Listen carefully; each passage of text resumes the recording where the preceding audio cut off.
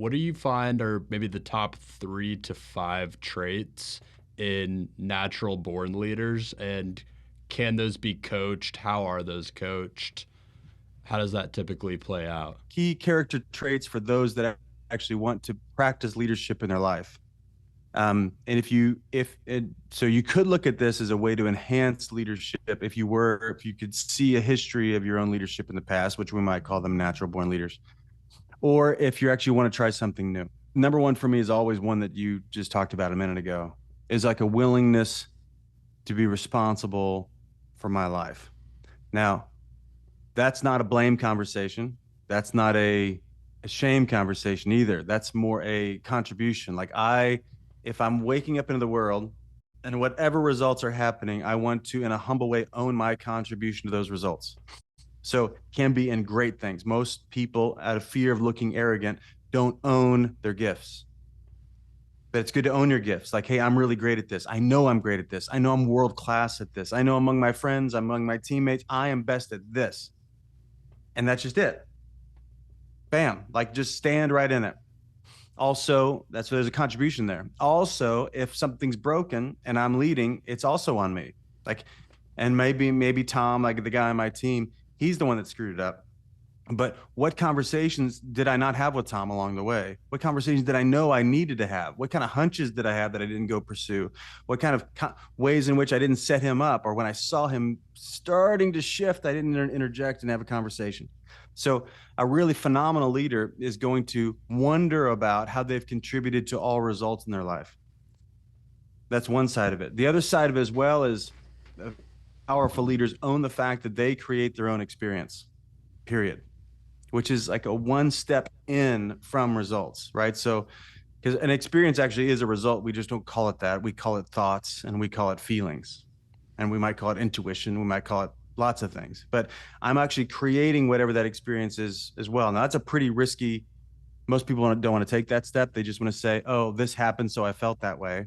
Or this happened, so I did that. But that's a Freudian view, right? That's a I am at effect of circumstances. Great leaders are going to say, I am the captain of my own ship despite the circumstances. Bring on the wind, bring on the waves. I'm going to manage myself. I'm going to lead myself.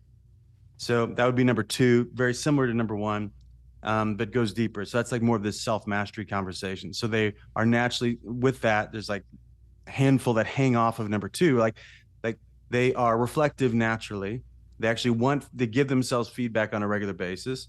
They seek feedback from other people because we're all, I forget who it was that said it. I think I misquoted all the time. Xander, I always say, I don't know if it's him, but our view of ourselves fluctuates between flattery and pure fantasy, right? So we're pretty high on ourselves naturally.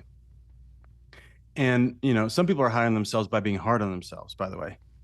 So it's like I mess it up and then I'm really hard on myself for 3 days, but usually that's based on arrogance anyway, because I should be perfect, right? I should be perfect. I should be perfect. And so I'm really hard on it's a sneaky way. Shame is a sneaky, I call shame sad arrogance.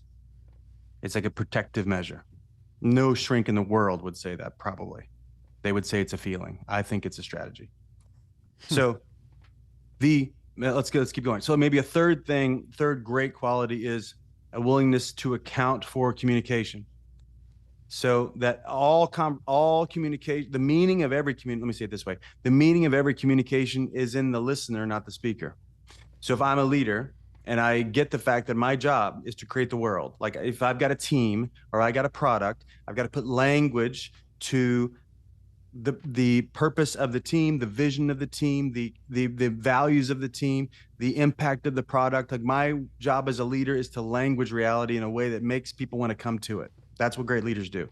And I can think I did a great job, but if it didn't make a difference out there with other people, I didn't do a great job. I could think I'm like Obama over here with great rhetoric, but people didn't shift.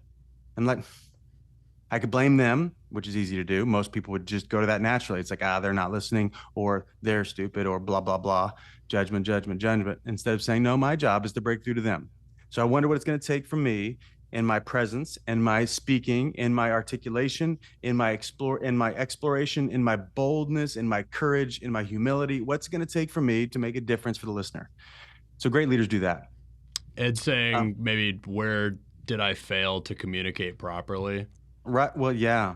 Well, yeah, maybe that. Or what was going on for them that I wasn't interested in asking? Hmm.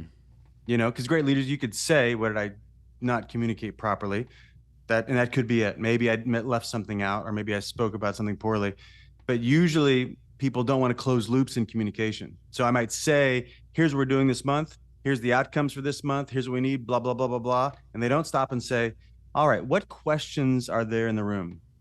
Or what am I missing that you guys are thinking about that I'm missing? Or how might I be off?